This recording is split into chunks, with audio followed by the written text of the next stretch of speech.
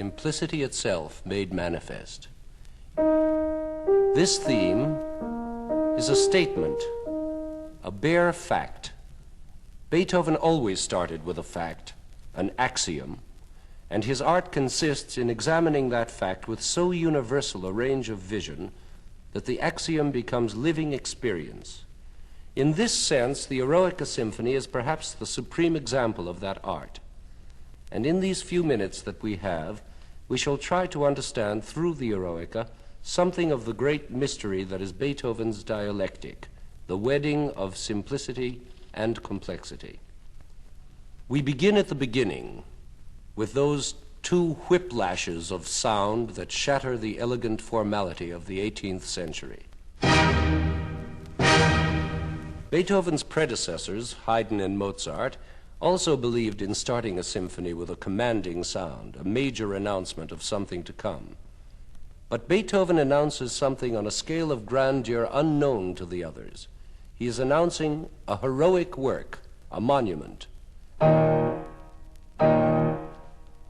And what are these two chords so commanding and brave? Simple triads in E-flat major. Now, the physical laws of music are so constituted that triads turn out to be the chords on which our classical Western music has come to be based. All primitive wind instruments, for example, automatically produce the notes of the triad that evolve out of the fundamental note of the instrument. That is how bugle calls were born. If a bugle is built so that its fundamental note is E-flat, then by maneuvering his lips, the bugler can produce the overtones of that E-flat, and they will make the triad. As you see, there are only 3 different notes, but they go on repeating in order as the player goes higher,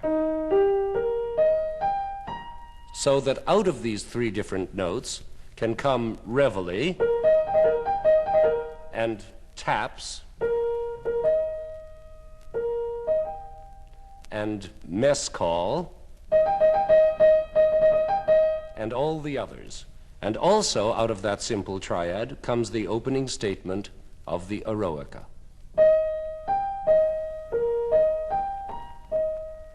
Which brings us back to the big point, simplicity, the basic materials of music. Beethoven has taken a triad, a series of notes that couldn't be more basic, and made from it a theme which perhaps by itself is not what one might call a great melody. It is only the fact, the bugle call fact, out of which Beethoven is going to create his complex superstructure. Now, how does he do it? By taking this basic musical material and enlivening it, making it grow in oddly new ways, with constant surprises and twists and unexpected discoveries about it. It is this element of the unexpected that is so often associated with Beethoven, but the surprise is not enough. What makes it so great is that no matter how shocking and unexpected the surprise may be, it always somehow gives the impression, as soon as it has happened, that it is the only thing that could have happened at that moment. Inevitability is the keynote. It is as though Beethoven had an inside track to truth and rightness, so that he could say the most amazing and sudden things with complete authority and cogency. The first surprise comes immediately after the theme has been started.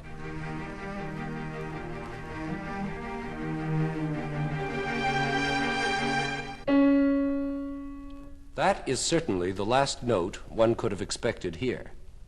But it is the note that throws the first fresh ray of light on the basic material of the preceding 2 bars. It is a wrench, an arbitrary, unprepared departure out of the home ground of the theme.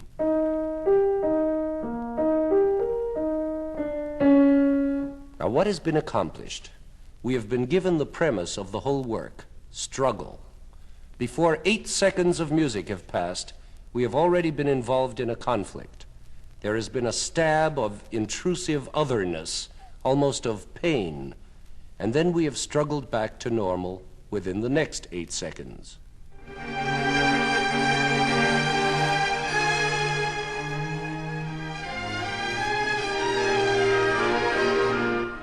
But we now know what we are in for. This first movement is going to be a battle. Now Beethoven goes on to expand on his triad theme.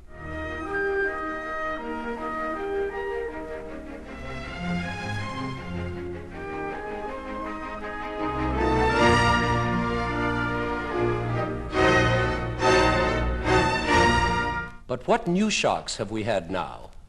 Rhythmic ones. Again, Beethoven is finding new meanings in his basic material. One of the basic elements is his meter. The whole movement goes in rapid groups of 3, 1, 2, 3, 1, 2, 3, 1, 2, 3, and so on. And the basic stress is naturally on 1, 1, 2, 3, 1, 2, 3, like a waltz. But now we are suddenly hit by displaced accents, a kind of syncopation, which makes the music go 1, 2, 3, 1, 2, 3, instead of the normal 1, 2, 3, 1, 2, 3. 1, 2, 3, 1, 2, 3, 1. Then he goes on and does it even more elaborately. 1, 2, 3, 1, 2, 3, 1, 2, 3, 1, 2, 3, 1, 2, 3, 1, 2, 3, 1, 2, 3, 1, 2, 3. Each displaced accent is a shock, but all the shocks add up to an impetus that is pure Beethoven, exciting, new, and powerful. And all through a simple variation in the way of looking at 1, 2, 3. This syncopated passage leads us to a statement of the theme by the full orchestra.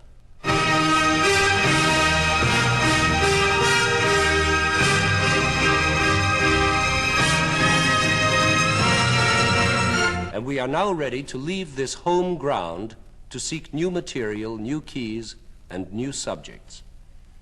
What ordinarily happens at this point in the first movement of a classical symphony is that we embark on a transition section which will lead us to our second main theme. But Beethoven, the gigantic one, presents us with no less than 3 potent transition subjects, each one of which is meaningful enough to be called a theme in itself. And only then do we reach the second theme proper. The transition begins with this lyrical motive.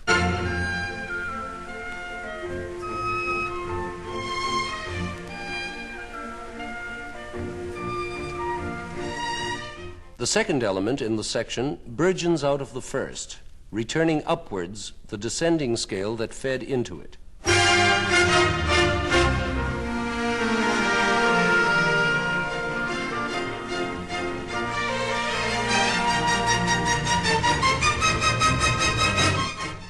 And now the third element. Remember, we are still in the transition between themes 1 and 2.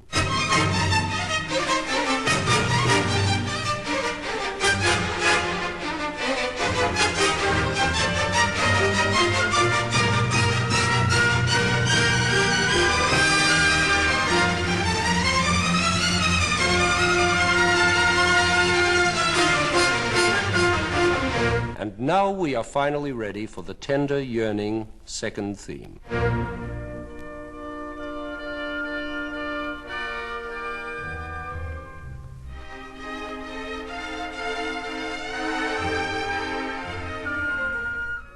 Why does he need all those transitions? Let us experiment for a moment and see how the music would have flowed if only the first transition had been used. Actually, as you will see, it works perfectly well to leave out transitions 2 and 3. The key progression is right. Even the orchestration works out smoothly. It would sound like this.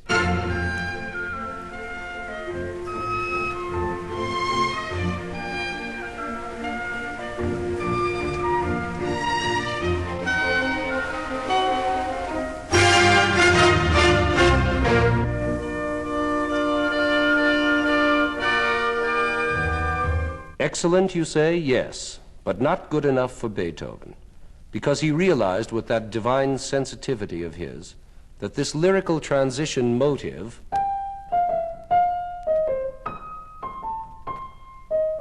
does not set up the still more lyrical second theme.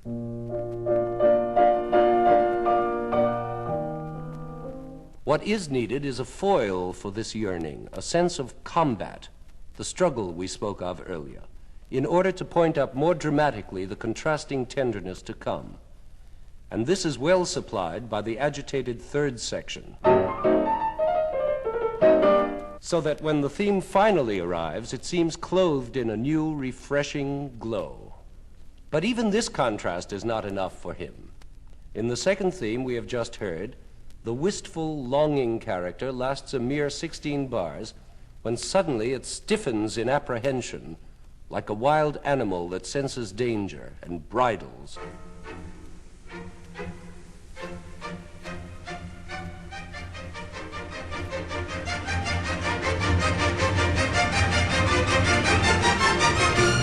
You see how he carries on his sense of battle and conflict. He cannot leave the human condition pat and untouched in this music. There is no status quo. There is always the new danger, the all-too-short relaxation, then again the challenge, and again the riding off to meet it with a great battle cry.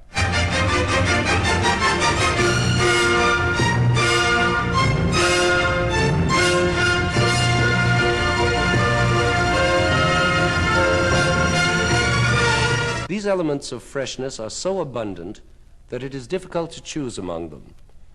Take the famous hammer blow chords at the end of the exposition, the so-called barbaric dissonance. Again, Beethoven is dealing with a basic commodity of music, tonic chords and dominant chords.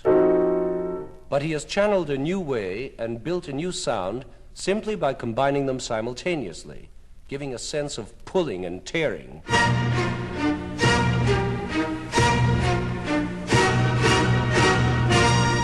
In the middle of the raging development, having just concluded a staggering passage of blows and wounds, tearing at us with dissonances and displaced accents, Beethoven does a rather special thing.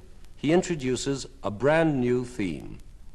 By the strict rule, the development section should develop themes already stated in the exposition, but the giant in Beethoven takes over again and adds a new, almost elegiac melody, which is like a song of pain after the Holocaust.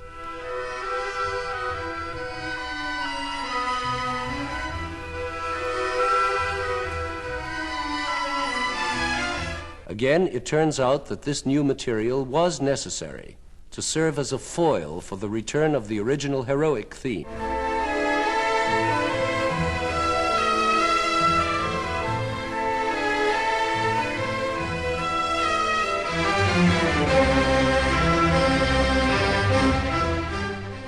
Gigantic, yes. Everything a little more, a little bigger, a little longer, a little stronger, but not one wasted note. Later on, in the enormous coda that concludes the movement, this extra theme again makes its appearance, again in a most unorthodox fashion, making a coda that dwarfs all others in majesty. I always feel this gigantism particularly keenly in the second movement, the Great Funeral March, where one finds a perfection of form that is astonishing in so huge a movement.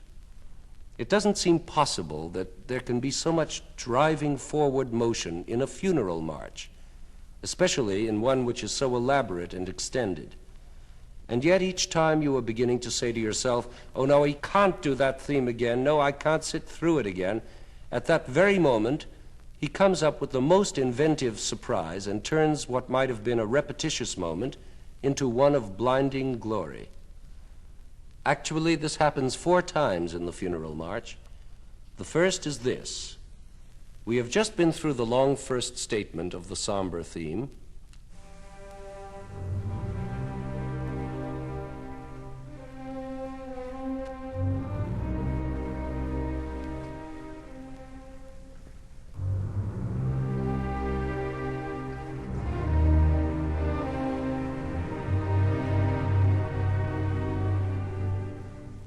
Together with all its repetitions and restatements, we have also finished the contrasting middle section, or trio, with its refreshing major mode,